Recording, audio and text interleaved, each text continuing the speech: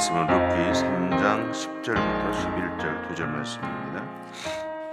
룻기 3장 10절부터 11절입니다. 제가 가지고 있는 성경으로 405페이지에 있습니다.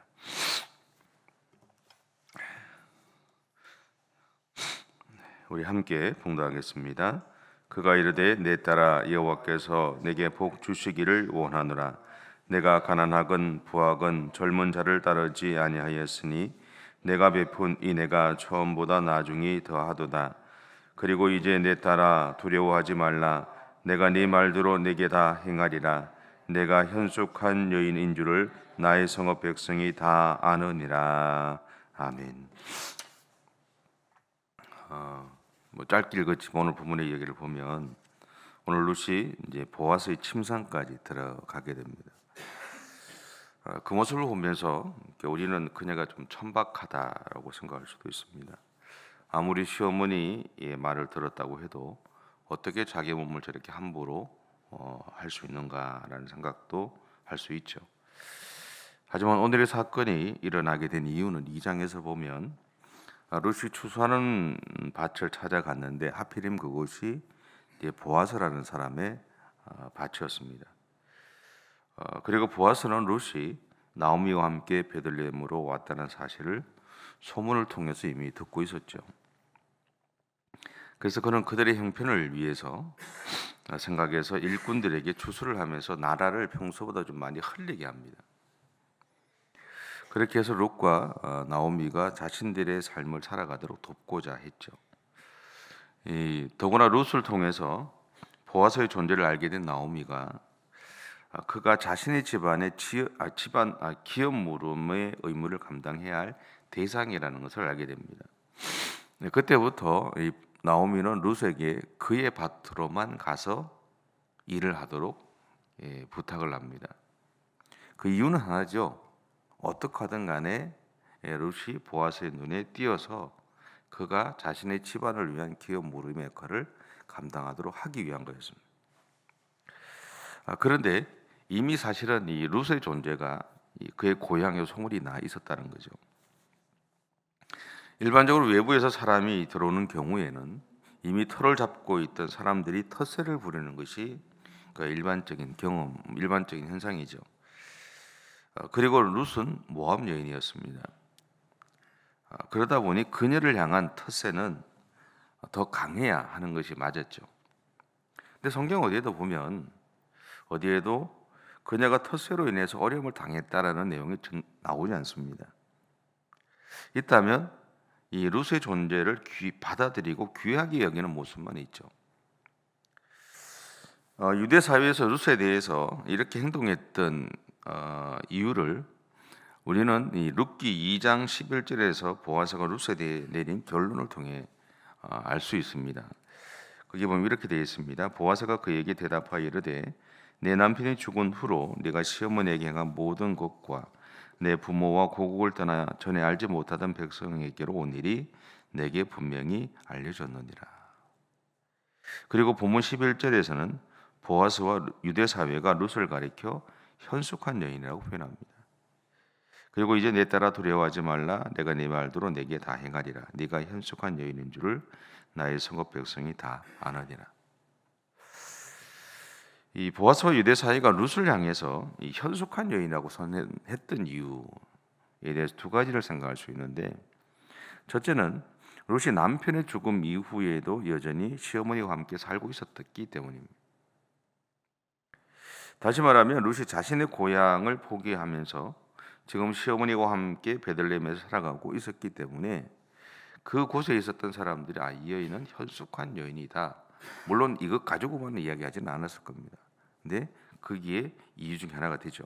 두 번째는 룻이 자신의 어려운 상황에 빠져서 자포자기하지 않고 나오미와 함께 지금의 삶에서 최선을 다해서 살아가고 있었기 때문에 그렇습니다. 이것을 보아스와 유대 사회 사람들이 보았다는 거죠. 그래서 그들의 공동체는 룻이 모압 여인임에도 불구하고 곡식을 주울 때도 같이 동참할 수 있도록 자리를 내주었던 겁니다.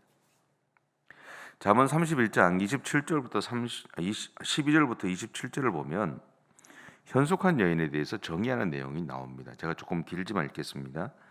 그런 자는 살아있는 동안에 그의 남편에게 선을 행하고 악을 행하지 아니하느니라.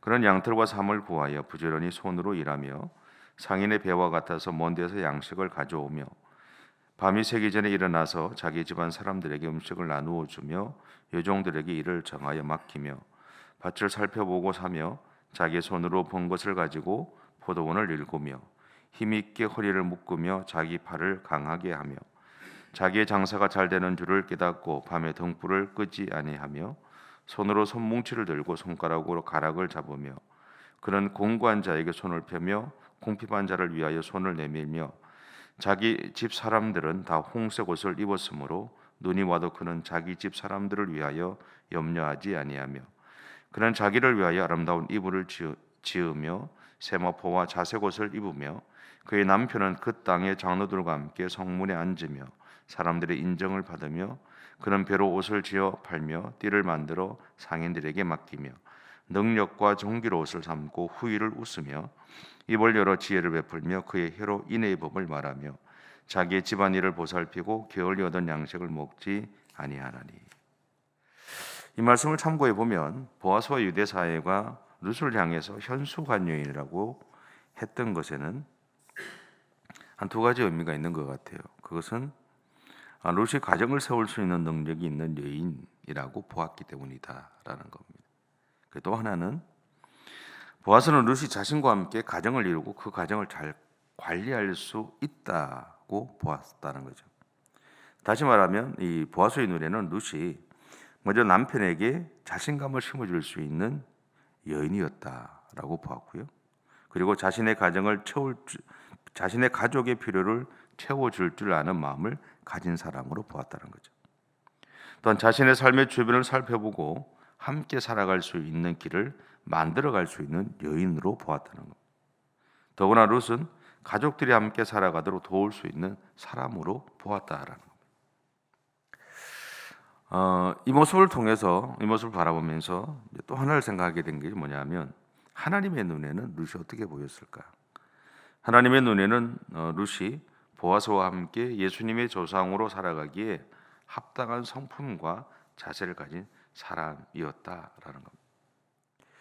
그러므로 오늘 이 이야기를 통해서 우리는 세 가지의 모습을 발견하게 됩니다. 첫째, 룻이 어머니를 향해 가졌던 따뜻한 마음이 보아스와 그 가정을 향해서도 그대로 표현될 것임을 짐작할 수 있습니다.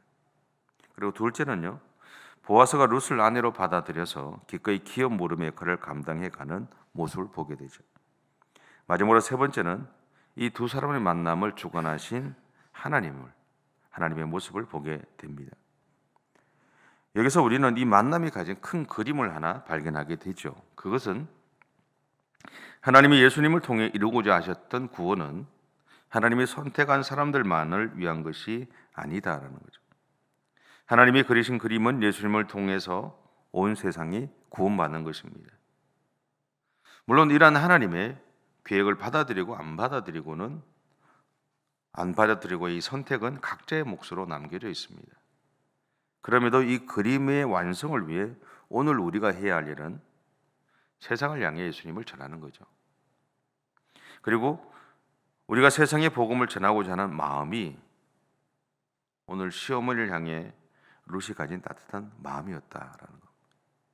또한 그것은 우리를 향한 하나님의 사랑이기도 합니다.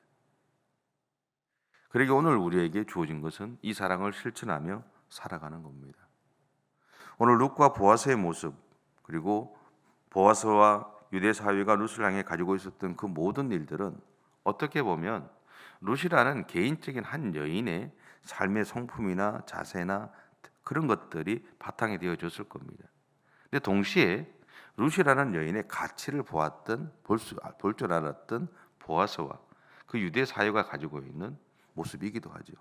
동시에 그 룻을 선택하셨던 하나님이 룻이 가지고 있었던 진정한 의미, 가치를 알고 보아스와 함께 기꺼이 예수님의 조상으로 세워서 세상을 향한 하나님의 마음을 우리에게 전달하고 계시다는 사실들을 기억하셨으면 좋겠습니다. 그래서 오늘도 우리의 삶의 현장 속에서 우리는 예수 그리스도를 전하고 그분의 사랑을 실천하며 살아가는 그런 저와 여러분의 삶이 되시면 좋겠습니다. 기도하겠습니다. 사랑의 주님, 감사합니다. 우리를 사랑해 주셔서 오늘도 하나님의 사람으로 최선을 다해서 살아가겠습니다. 주님, 우리와 함께해 주옵소서. 우리의 걸음걸음들이 복되게 하시고 우리가 걸어가는 모든 삶의 현장들이 하나님의 사랑을 나누는 자리가 되게 하시고 또 하나님의 복음이 전달되는 자리가 될 수 있도록 하나님 우리를 그렇게 사용해 주옵소서. 동시에 주님, 오늘도 우리의 삶의 걸음걸음들, 삶의 현장마다 하나님의 축복하심과 하나님의 보호하심의 손길이 가득한 은혜의 자리가 되어줄 수 있도록 하나님 역사해 주옵소서. 오늘도 우리에게 일어나는 수많은 일들 속에서 우리가 절망하지 않고 하나님과 함께 믿음으로 그 모든 삶의 현장들을 지혜롭게 이겨나갈 수 있도록 우리 각자에게 오늘도 은혜를 허락해 주옵소서. 감사드리며 예수님의 이름으로 기도드립니다. 아멘. 하늘에 계신 우리 아버지, 아버지의 이름을 거룩하게 하시며 아버지의 나라가 오게 하시며 아버지의 뜻이 하늘에서와 같이 땅에서도 이루어지게 하소서. 오늘 우리에게 일용할 양식을 주시고 우리가 우리에게 잘못한 사람을 용서하여 준 것 같이 우리 죄를 용서하여 주시고 우리를 심에 빠지지 않게 하시고 악에서 구하소서. 나라와 권능과 영광이 영원히 아버지의 것입니다. 아멘.